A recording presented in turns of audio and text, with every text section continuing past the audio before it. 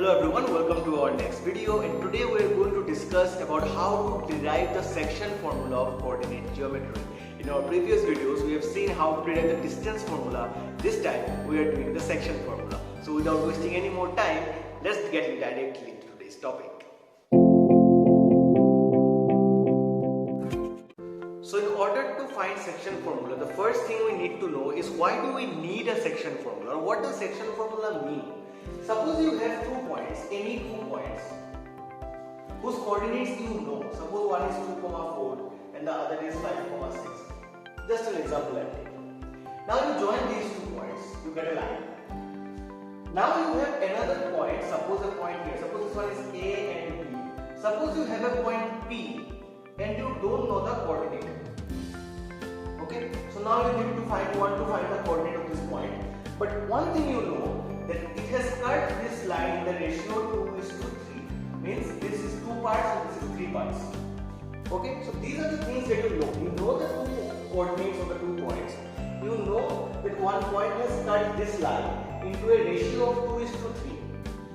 If you know these informations, then you can find the value of x and you can find the value of y, and ultimately you can get the coordinate of p. So if you need to know these points and how to use these points or these values in order to find the value of p by using a single formula, that very formula is called the section formula. And why is it called a section formula? Section means part. So since this point p is dividing AB into 2 parts or multiple parts, into 2 parts, that's why it is called section formula. 2 parts or 2 sections, that's why it is called the section formula. So now let's see how can we find the value of this unknown point by using the given information. So let's start our proof. So let's start off with the proof. Suppose we have an axis system, and here we have a point A and we have a point B. Any 2 points A and B. Let's join them. So we have 2 points and we have lines joining them. Let us take another point just like we took earlier. Let us take a point P out here. So this is point A, this is point B, and this is point B. I want to find the coordinate of P. Let the coordinate of A be x1, y1. Coordinate of B be x2, y2. Okay. So these 2 coordinates we know, and let the coordinate of P be x, y. Now I want to find the coordinate of P. So what to do? What we first do is we draw a perpendicular from these points on the x-axis. This is our x-axis, this is our y-axis. So we are drawing perpendiculars onto the x-axis. After drawing the perpendiculars, we will draw perpendiculars like this. So let's name these points. Let this be P, Q, and R. Okay. So this is the diagram that we have. Okay. So now what we want to do is, if you look carefully, this point is x1, y1. Okay, that means towards the x-axis, this point is the x1, and towards the y-axis, this point is the y1. Am I right? x1, y1, and we get this point. Similarly, this will for P, this will be the x, and this will be the y. And similarly for B, this will be x2, and if I join this will be y2. Am I right or right? I mean, am I right or am I wrong? Okay, so this is y1, y and y2. And this is x1, x and x2. Means we know what point it is. Okay, so now using these things, we will try to find the value of p, x, y. So what is the coordinate of p? So if we look into these 2 triangles, this triangle and this triangle, what do we see? These are perpendiculars. This is 90 degrees, this is 90 degrees. Okay. Now since we have drawn perpendicular lines on the x-axis, that means all these lines will be parallel. So since this and this, there is P, okay, let me give some names to this, P, Q, R, S, P and U. Okay, so since PT and BU are parallel and AB is the transversal, that means this angle and this angle are equal because they are corresponding angles. So these are corresponding angles, these are 90 degrees, that means these 2 triangles are similar triangles. By angle postulate, these 2 triangles are similar triangles. So let's write this. From triangle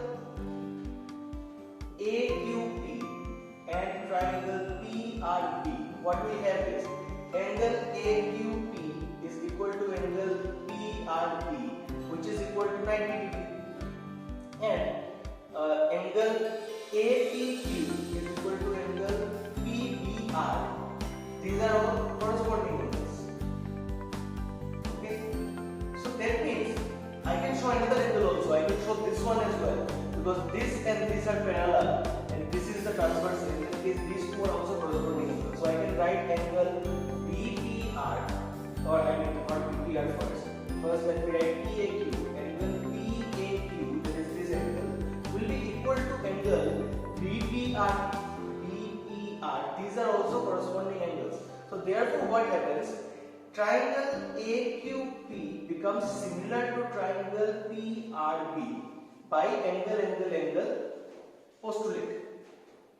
Okay, so now we have two triangles which are similar. These two triangles are similar.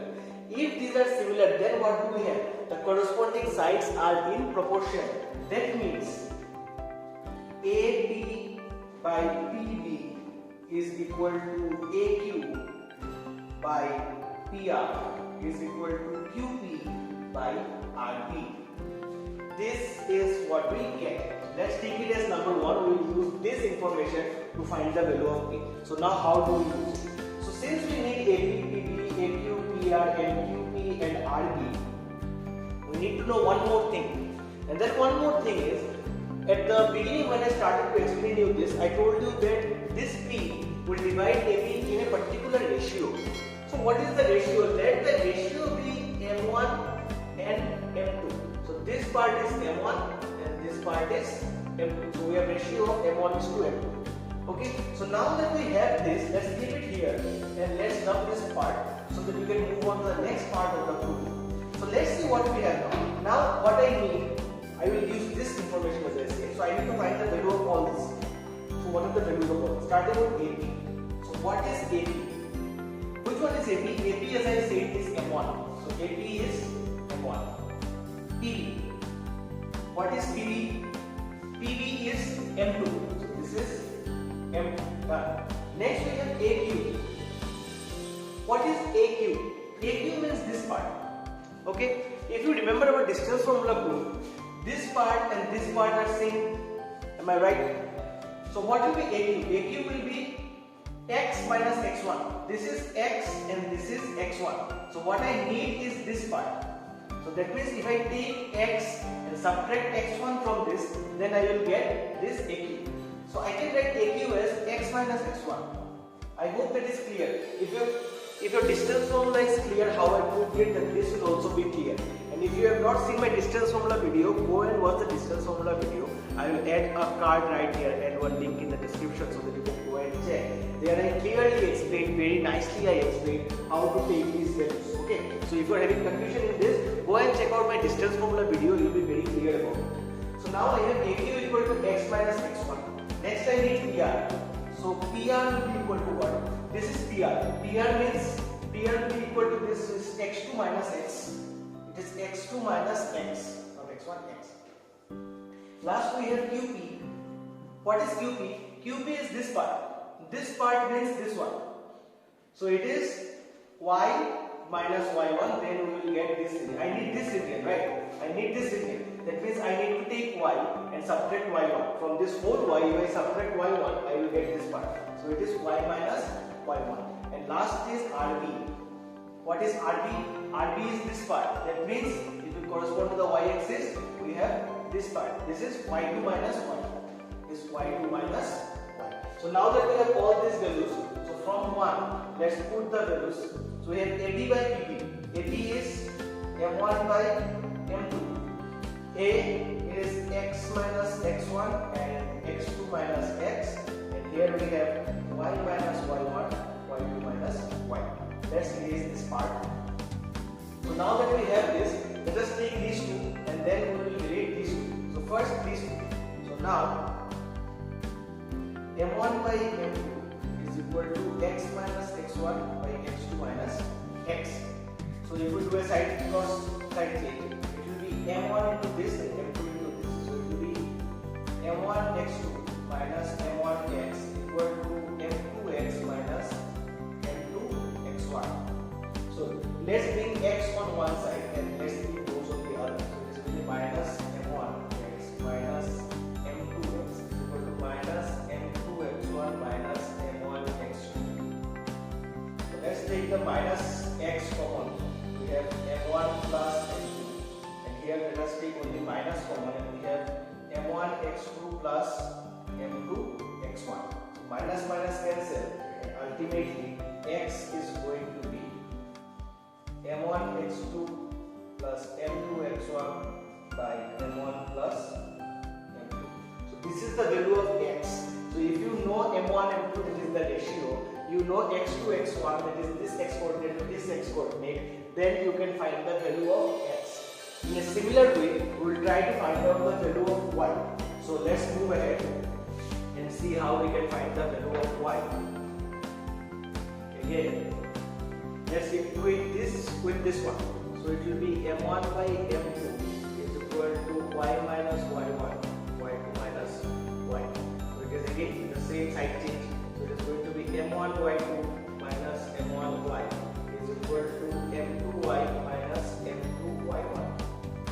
Again the same way, if we do this, what we did here, let's keep y on one side. So it is minus m1y minus m2y equal to minus m1y2 minus m2y1. So minus y is common, it is m1 plus m2. Here minus is common, so m1y2 plus m2y1. Minus minus cancel, y is equal to m1y2 plus m2y1 by m1 plus m2. This is our coordinate of y. That's how to find x coordinate and y coordinate using section formula. So if you are given any line you are given, and you are told that a point in the middle divides this line into ratio of m1 and m2. You know the coordinates of this point, you know the coordinates of this point, then you can easily find the coordinate of this point.